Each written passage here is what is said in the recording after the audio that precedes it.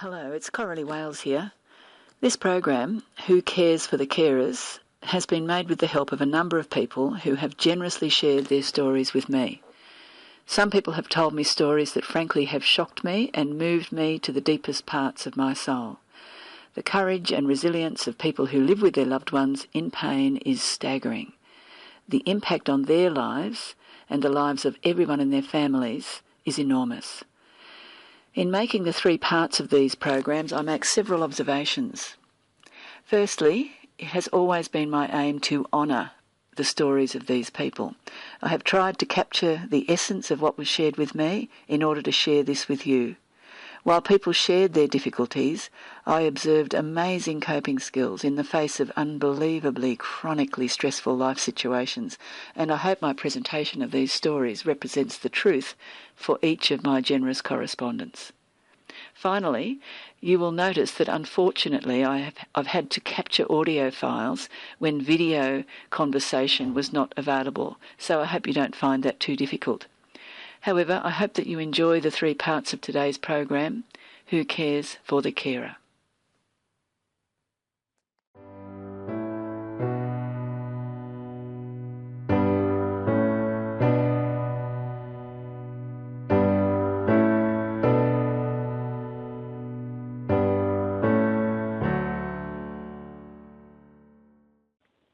I guess even the term carer is a way. I think it's sort of denigrating to him. I'm just there to give a hand where I can.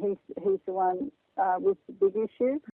We're a family, Ken and I, and we have one son who's now away at university.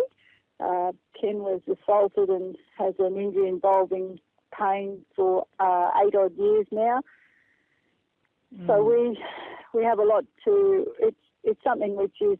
It is very ongoing. It's very relentless, and I think it's a really important thing. I see pain as a team sport, so business-wise sort of destroyed, but we just basically try and live each day as it comes and get something out of it, and just think we're better than, luckier than others.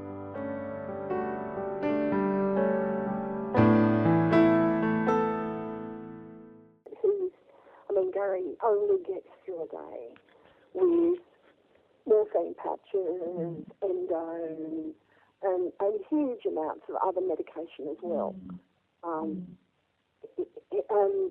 Even then, his pain is just moderated slightly.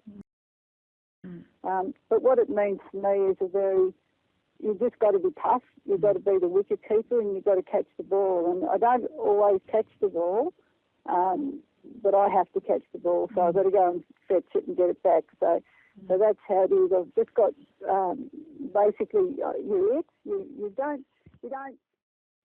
keep a lot of stuff to yourself. You probably knock yourself about if you're honest, but and you have to lower your entire expectations of life.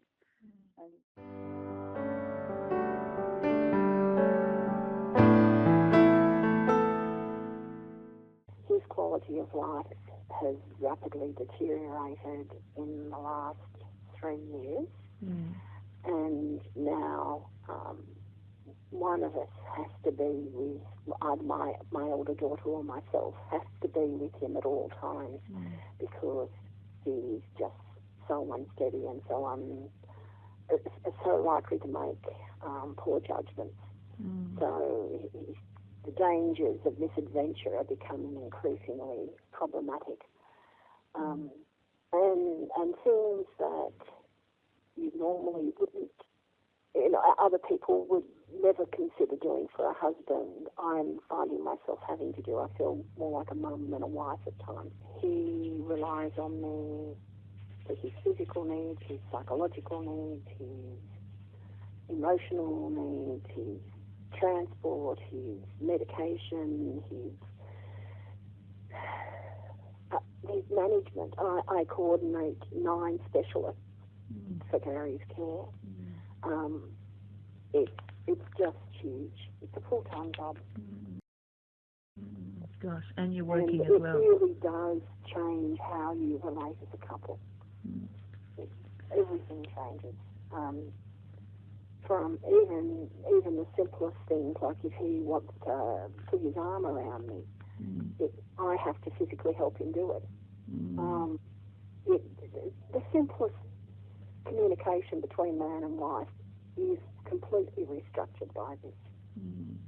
I had no idea how hard it was going to be, and I thought I knew what I was getting into. Stupid woman I am.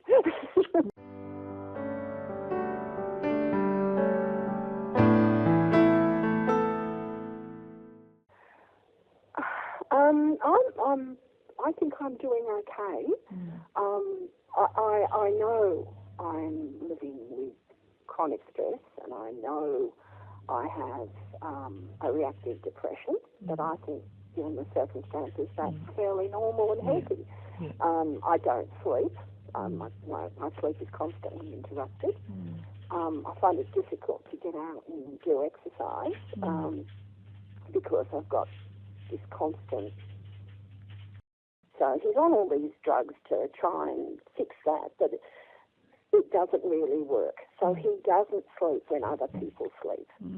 Hence, it's nothing unusual for him to wake me at 2, 3, 4, then 5 in the morning. He's oblivious to the time, so that's,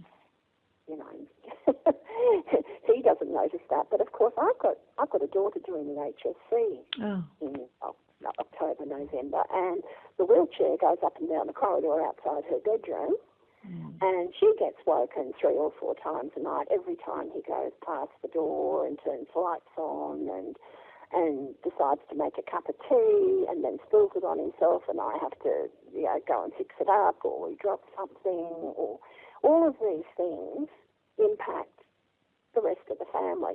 I also have a 15-year-old son. He's a very bright, talented kid. He's in the accelerated maths program. He's in the top 1% in the country for maths. And he's being woken 3 or 4 times a night. And I got a thing from his school teacher saying this boy is struggling to stay awake. And I can understand why. But so the whole of the family are being repeatedly woken at night, even if they get to sleep. You certainly give up your own expectations. That's true. You have to give up where you wanted to be in life yourself. But I think you've also got to get over being sad about that most of the time. And most of the time you can suck it in and get on with it. But of course, look, there's nothing special about me, but I do that on my own as much as possible. He'd never be aware of that, and above all, hopefully our son would never. You don't want to pass on the parcel.